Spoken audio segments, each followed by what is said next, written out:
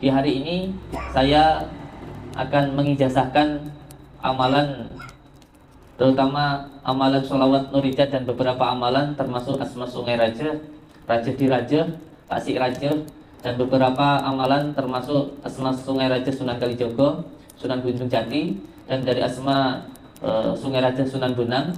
Ada beberapa amalan dari Mbah Sunan Geseng, termasuk amalan Timbulan Rasul, dan beberapa amalan untuk keselamatan dunia dan akhirat.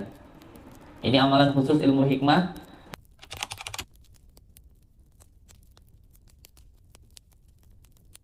Di antara bahaya bidah yang pertama, bidah ini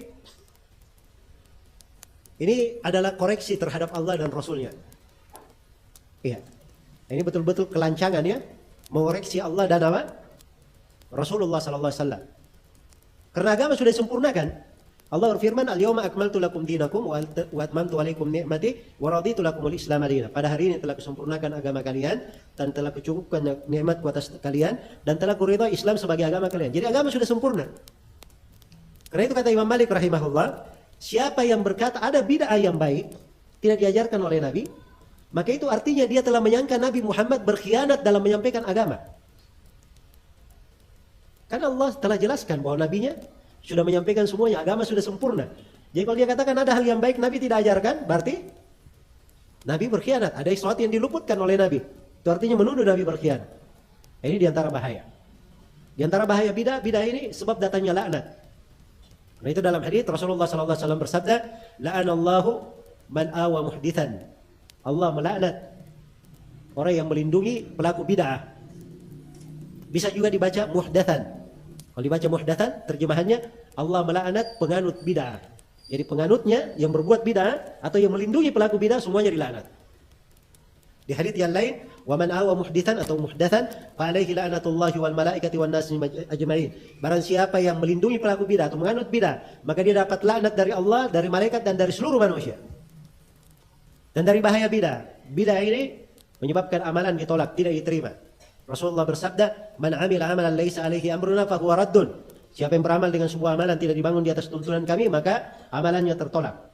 Dari bahaya bid'ah ini, orang yang berbuat bid'ah itu kadang akan dibuat dia semakin lapang di dalam kesesatan.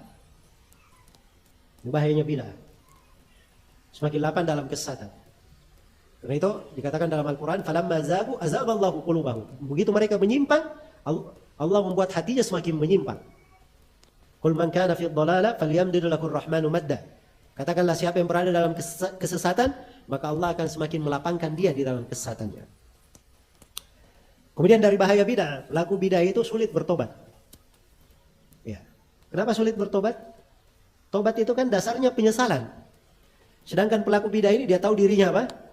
Dia menganggap dirinya benar, tidak ada masalah. Bagus yang saya kerjakan. Bagaimana dia bisa bertobat?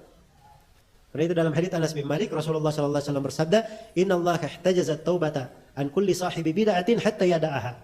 Sungguhnya Allah menahan taubat dari setiap pelaku bid'ah sampai dia meninggalkan bid'ahnya. Ya. Sampai dia meninggalkan bid'ahnya. Bid'ah ini mendatangkan kehinaan dan kerendahan. Ya. Innal ladzina ittakhadul ijla sayanaluhum ghadabun min rabbihim wa dhillatun fil hayatid dunya wa kadzalika najzil muftarin. Ini dua ya, bahaya. Kehinaan dan kemurkaan Allah yang dapatkan. Sungguhnya orang-orang yang menjadikan anak sapi sebagai sembahan, mereka akan mendapatkan kehinaan dari Allah dan kemurkaan. Ya. Mungkin ada yang berkata, loh itu kan untuk penyembah anak-anak sapi. Enggak, perhatikan akhir ayat. Wa kadzalika najzil muftarin. Demikianlah kami balas orang-orang yang mengadakan kedustaan. Pelaku bidah itu mengadakan kedustaan. Jadi itu semua balasan sama, termasuk pelaku bidah. Itu pendalilan Al-Hasan Al-Basri rahimahullah terkait dengan ayat. Ya. Kemudian dari bahaya bidah ini, pelaku bidah ini nanti termasuk orang yang diusir dari telaga Nabi Sallallahu Alaihi Wasallam pada hari kiamat. Ya, luar biasa ya, di padang mahsyar dikumpulkan di tengah manusia, matahari dekatkan di atas kepala. Satu hari pada hari kiamat itu dalam Al-Quran ada yang menyebutkan ada satu hari seperti 50.000 tahun, ada satu hari seperti 1000 tahun. Bayangkan ini saja satu hari cuma beberapa belas jam saja kita sudah menderita di bawah terik matahari. Mataharinya jauh, subhanallah. Ini matahari dekatkan di atas kepala. Satu hari sedemikian panjangnya. Iya. Dan kita tidak tahu berapa hari pada hari kiamat itu.